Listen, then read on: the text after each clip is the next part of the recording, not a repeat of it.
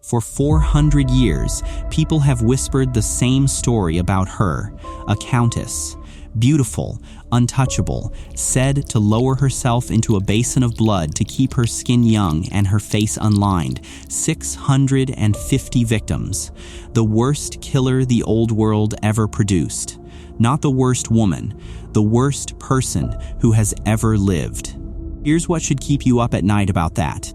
Picture a 14-year-old girl walking through a gate her family was proud to send her to. Now picture that she never walks back out. Hundreds of them, year after year, for more than a decade.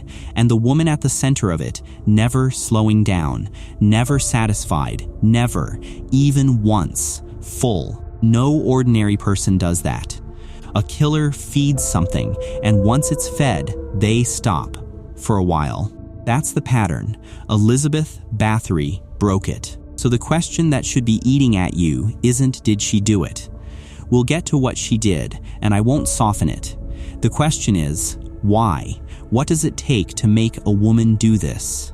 Was she something we don't have a word for anymore, an actual vampire, the way the legend says? Or was she simply born broken, a person with something missing where the rest of us keep a soul?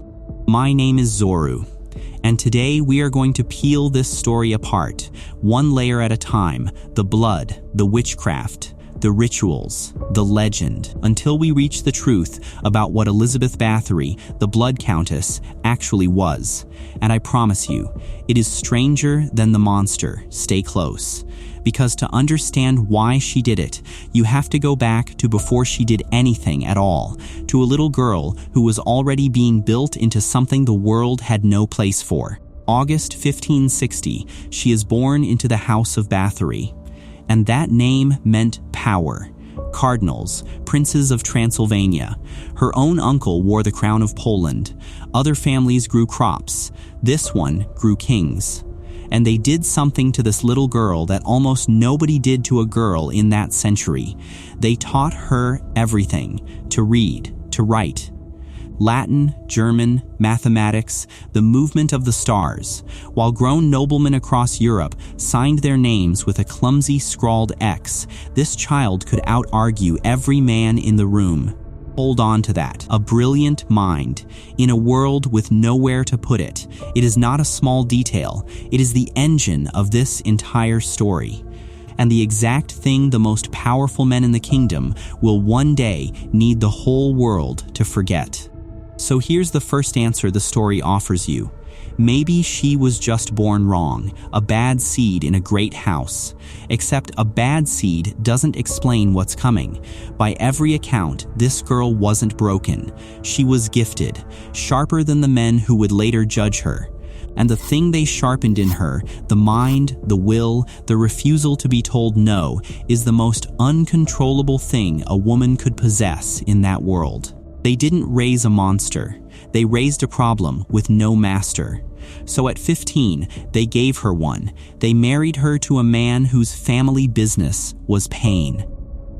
His name was Count Ferenc Nadasdy, and here's how much she was worth. She kept her own name. Bathory outranked him, a bride outranking her groom, almost unheard of back then. Her wedding gift was a fortress in the mountains, Cachtice, stone walls, a dozen villages, and rooms built with no windows. Remember those rooms. Everything that is coming happens behind them. Ferenc became a soldier, a feared one. The Ottomans called him the Black Knight of Hungary. And he earned it doing things to prisoners that I am not going to put in your head tonight. He was cruel as a profession, and he was almost never home, but on the nights he was home. And this lives in the records, not the legends. There is good reason to believe Ferenc taught his young wife the family trade, how to break a person, how to make suffering last. Imagine a husband and wife, by candlelight, comparing methods. So now the story offers you a second answer. Forget born broken, maybe she was made, a brutal husband twisting a gifted girl into something that matched him. It's clean, it's satisfying, and it's wrong. Because watch when the horror actually starts, not while he's there. The worst of it begins when he leaves. He rides off to war for nearly 30 years and hands her the keys to everything: the money, the farms, the courts, the defense of the land. More wealth and more lives in her hands than almost any nobleman alive. And alone in that fortress, with total power and no one on this earth to answer to, something in her turns toward the girls who serve her. Do you see it? It wasn't his cruelty that unleashed her. The lesson stayed. The leash didn't. What finally let the thing loose wasn't a teacher. It was freedom. And the day her husband finally died, the last chain snapped with him. January 1604. She is now the richest widow in Hungary, answering to no one alive. And that is the exact year the girls stop coming home. Now picture it from the other side, not the castle, the village. Imagine for a second, you're a poor family. You have a daughter, 14, 15 years old, and word comes down from the great house on the hill. The Countess is hiring, good wages, hot food, a roof. Your girl, working for nobility, sending coins back home. It is the best news your family has ever gotten. You wash her face, you walk her to the gate, you wave, and the gate closes, and the letters you wait for never come. Every parent watching just felt that one, and that feeling was not an accident of history. That feeling was the method, because here is what should chill you about her. A monster is supposed to hunt, to stalk, to take risks in the dark. Elizabeth did the opposite. She had her victims delivered to her front door by their own families who walked home grateful for the opportunity. She was a predator who never had to hunt.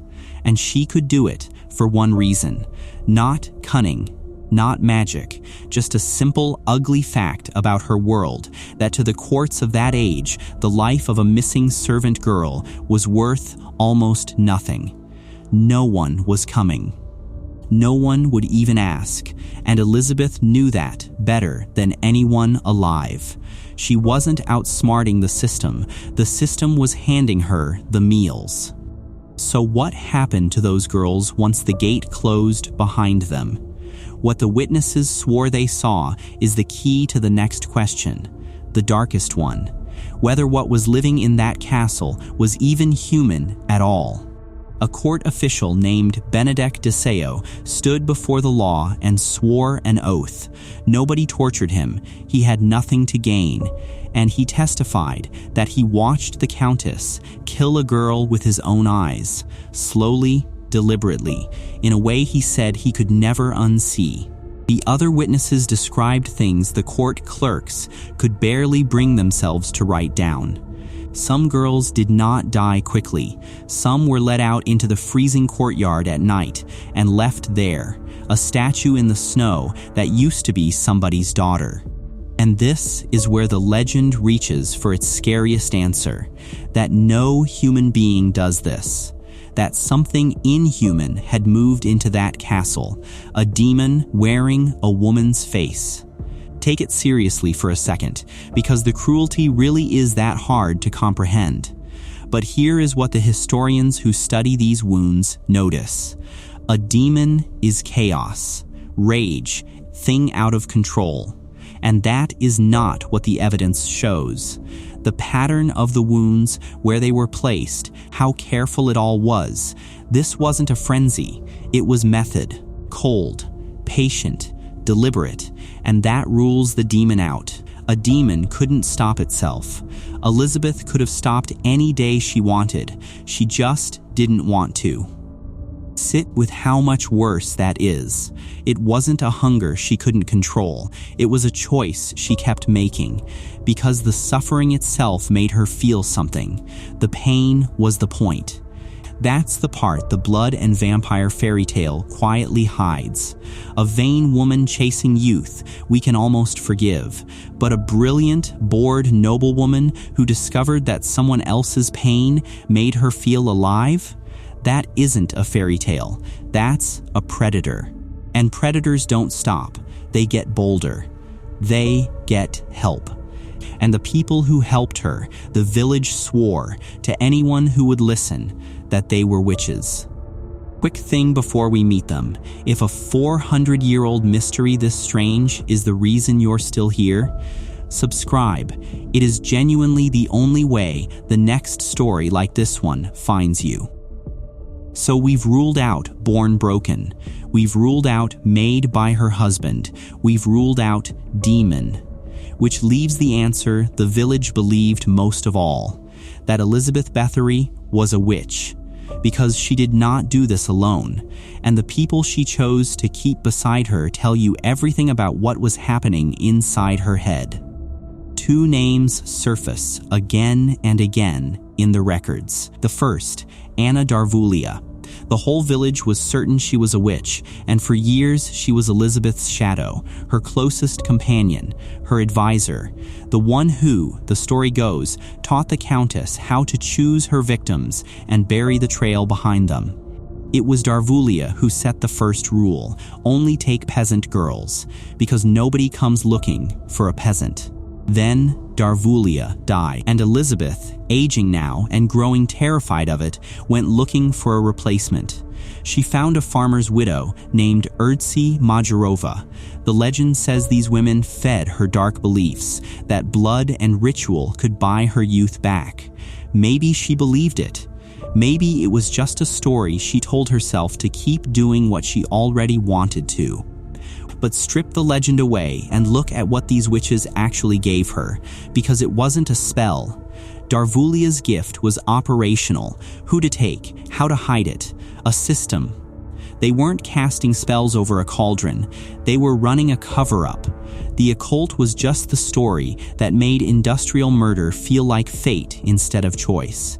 And Majorova's so-called magic came down to a single piece of advice, the worst sentence ever spoken to Elizabeth Bathory. She told her to stop taking peasants and start taking the daughters of the nobility. Majorova, by the way, was later hunted down and burned alive as a witch for her part in this. But it was her advice that lit the fuse, because it changed who disappeared. And that changed everything. For years, Elizabeth was untouchable, and the reason was simple. She hunted the powerless, peasant girls with no one important to mourn them, and a legal system that genuinely did not care. So you would think she'd keep to exactly that, stay in the shadows that had protected her for a decade. She did the opposite. Around 1609, the peasant supply was running dry. The villages had finally grown wise to what happened behind those walls, and Majorova's advice was ringing in her ears. So Elizabeth opened a school. She invited the daughters of the lesser nobility into her castle to learn manners, music, grace, and she did to them exactly what she had done to the peasants. That was the mistake, the whole thing, right there. Because kill a poor girl, and the law shrugs and looks away. Kill a noble's daughter, and you have just made an enemy of every powerful family in the kingdom. Same castle, same cruelty. The only thing that changed was whose blood it was, and suddenly the entire machine of the state turned its head and stared straight at Cachtice. So why would a woman this careful, this protected, take a risk this insane? Two reasons, the same two that explain everything else about her. Arrogance. After a decade of getting away with it, she believed she truly was untouchable. And belief. A witch had whispered that noble blood was better, more potent, more worth it. The cover-up and the occult collided. And the collision was fatal. Because the moment a noble daughter failed to come home, the investigation began. And the second Elizabeth felt it coming, she did something that proves, beyond any possible doubt, exactly how guilty she knew she was. She didn't run. She didn't repent. She did something much, much colder. Watch what a guilty mind does when the walls start closing in. First, she went on the attack. In 1610, Elizabeth walked into a court of law, and she brought with her the grieving mother of one of the dead schoolgirls, and she had that broken woman stand up and testify that her daughter had simply died of natural causes. Fake grief, staged in a courtroom to make a murder look like a fever. Then she went straight to the most dangerous man hunting her, and over a polite cup of tea, she told him a story, that one of the schoolgirls had gone mad with greed, murdered all the other girls to steal their jewels, and that was the explanation for all those bodies. One bad apple. Nothing to do with the Countess. Think about the sheer nerve of that. Pouring tea for the man who could destroy you and lying straight to his face while you do it. That is not how an innocent woman behaves. That is a killer cleaning up a mess. But notice something else in that performance. There's no panic, no fear. This isn't a woman scrambling, it's a woman managing calmly, like the murders are just one more estate to run. She is confident she can talk her way out of anything. And that confidence is the last mistake she ever makes, because she has badly misjudged the man across the table. He isn't just an investigator, he is her cousin, the man her own dying husband trusted to protect her. And he wants something her family is standing directly in front of. King Matthias ordered the investigation and handed it to the highest official in the entire kingdom, György Thurzo, the Palatine of Hungary. On paper, the perfect impartial choice. Off paper, he was her cousin, the man her dying husband had named to protect her and her children, and he had a son he dreamed of putting on a throne that her family was blocking. Here is where fact and theory split. That she killed is written down, not in doubt, but how fast the hammer fell and who walked away richer when it did is where serious historians disagree, because the dates don't add up. The arrest came on December the 29th, 1610, but letters survive, dated 17 days earlier, showing that her own family and Thurzo had already agreed on two things: how to lock her away and how to split her fortune. Read that again. The punishment was decided and the gold divided before the investigation was even finished. The verdict came before the evidence. Does that mean she was innocent? No, she did monstrous things. But hold two ideas at once, because both are true. She was almost certainly a killer, and the men who took her down moved like they had already counted the money. History rarely hands you a clean hero, and the night they supposedly caught her, the most famous night in this entire story, was about to prove it, because even that was staged. The legend is vivid. It says Thurzo kicked in the doors of Cachtice and found her there, drenched in blood, mid-crime, fresh bodies scattered across the floor, caught, red-handed. His own private letter, written to his wife with nothing to perform and no crowd to convince, says something much quieter. One girl dead, one more badly hurt. And the Countess herself not standing over a victim at all, but sitting down to dinner. Damning enough, but not the scene from the legend. And yet, the very next morning, Thurzo stood in front of the gathered villagers and announced he had caught the monster red-handed, in the act, soaked in it. Notice what just happened.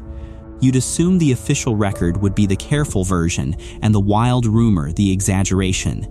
Here, it's the reverse. The official took a true scene, already horrifying, and made it bloodier for the public. The exaggeration didn't come from the village, it came from the prosecution. So ask yourself the obvious question. When a powerful man takes a true story and pours extra blood on top of it, what is he hiding behind it? Almost always, it's this: The plain truth won't buy him the thing he actually wants. And what Thurzo needed wasn't a defendant. It was a monster. Monsters don't get trials. Monsters don't get to talk. Because the people who paid the real price for that monster story weren't powerful at all. 4 of them burned for it. 4 servants went down with her. 3 women, 1 man. They were tortured. And under that pain, they confessed to everything, every ugly detail. And here is the thing that should bother you. The confessions matched perfectly, which is exactly the problem. Because torture does not pull out the truth. It pulls out whatever makes the pain stop. Take 3 terrified people, hurt them in separate rooms until they agree, and of course the stories line up. That isn't proof. That is the opposite of proof. And even broken on the rack, even saying anything to make it end, their numbers never reached the legend. Not 600. They confessed to somewhere between 30 and 50. Still a slaughter. Still a horror. But a fraction of the number that made her famous. And then they were destroyed. Burned, most of them, in the way reserved for the very worst crimes of the age. And notice what that quietly accomplished. Every mouth that could have answered a hard question was now ash. Every witness who might have been cross-examined, caught in a lie, pushed to explain where the numbers really came from, gone. Smoke before anyone neutral could ask them a thing. Convenient. For everyone except the 4 who burned. So the accomplices died screaming. And the woman at the center of all of it, the worst killer of her age, was the one person in this entire story who never stood trial, never faced a single judge. Why? The answer is the coldest thing in this story. And it has nothing to do with vampires. Follow the money. Elizabeth Bathory was never put on trial, not once. And the reasons why are where this stops being a horror story and becomes something uglier. The first reason you might guess, her blood was too noble to execute in public without shaming half the kingdom. But the second is the one they left out of every history book you were ever handed. The king owed her a fortune. Matthias had borrowed enormous sums from the Bathory wealth to fund his wars, and he could not pay it back. So watch what happens the instant Elizabeth is locked away and her estate is carved up under that pre-signed deal. The debt simply vanishes. Settled, gone. Now count who walked away richer the moment the monster was caged. The king, a crushing debt erased overnight. The family, her lands kept safely out of the crown's hands. Thurzo, a rival bloodline crushed, and a throne swept clear for his son. Every single man with the power to decide her fate got paid by the verdict. And here is why she was never tried. Not to protect her. A trial was dangerous to them. A trial could have ended in acquittal. A trial could have exposed the pre-signed deal. A trial could have dragged a king's unpaid debt into open court for the whole kingdom to see. Silence was safer than justice.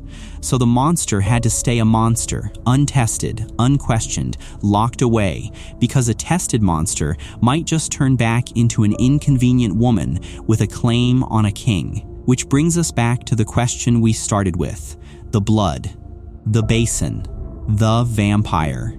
Because if you want to bury a woman this completely, you don't just lock her in a tower. You make sure that for the next 400 years, the only thing anyone remembers is the monster. And here is exactly how they did it. So let's finally go back to the most famous thing about her: the blood.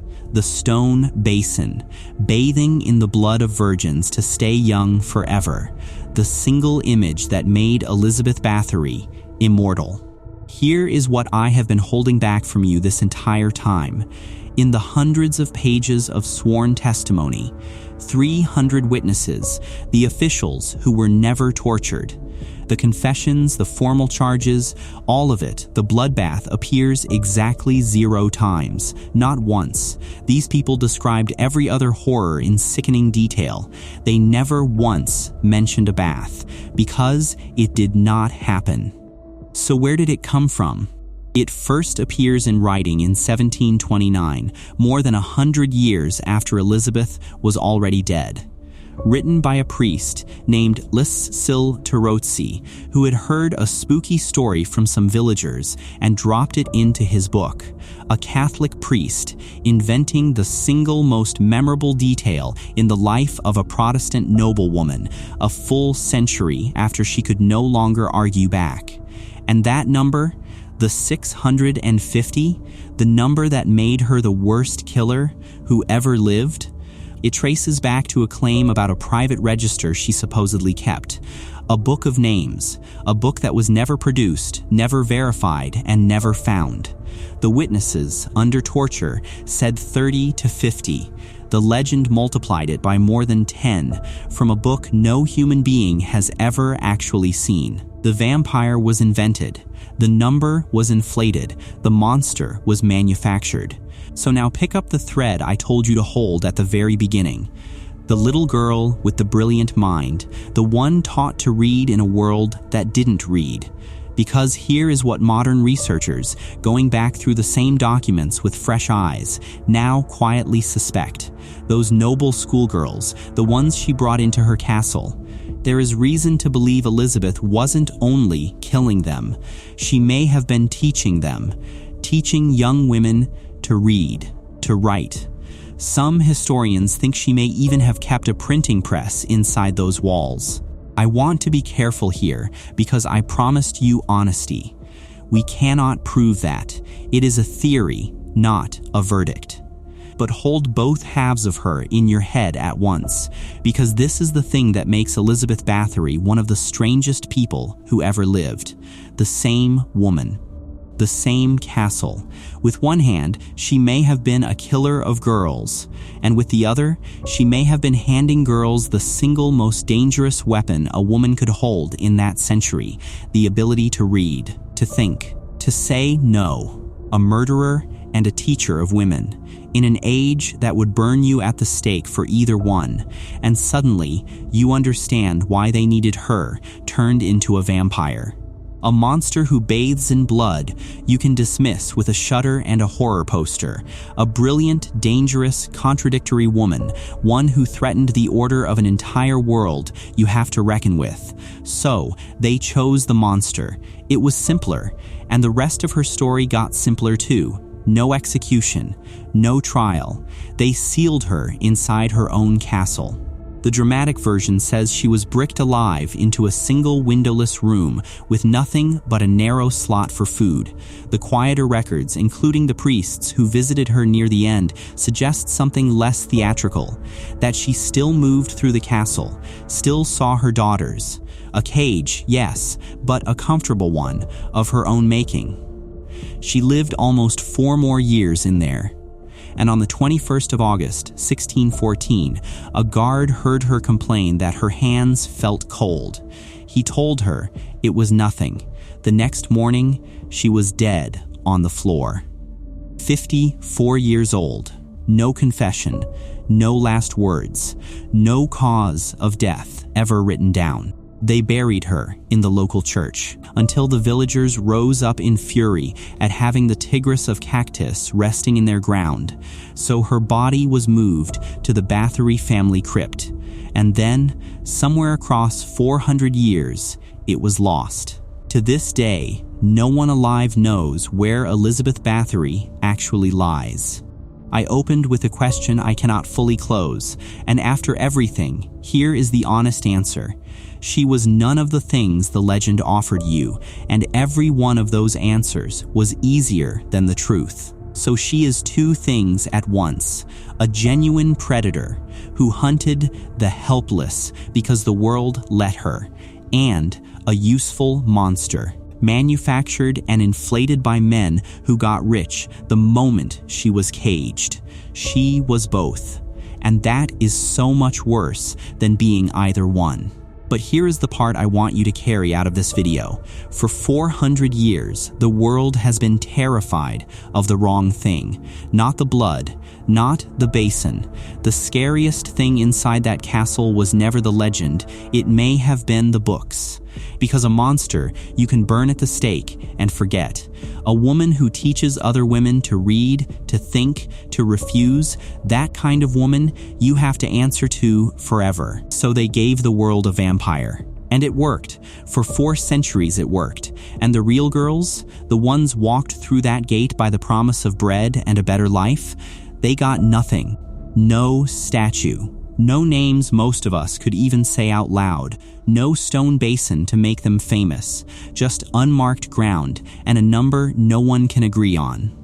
They were erased twice. Once by her, and once by the monster the powerful built on top of her, the monster that became the only name anyone remembers. Every piece is in front of you now, the proven and the invented, the predator and the scapegoat, the woman and the legend that swallowed her whole. The verdict is yours.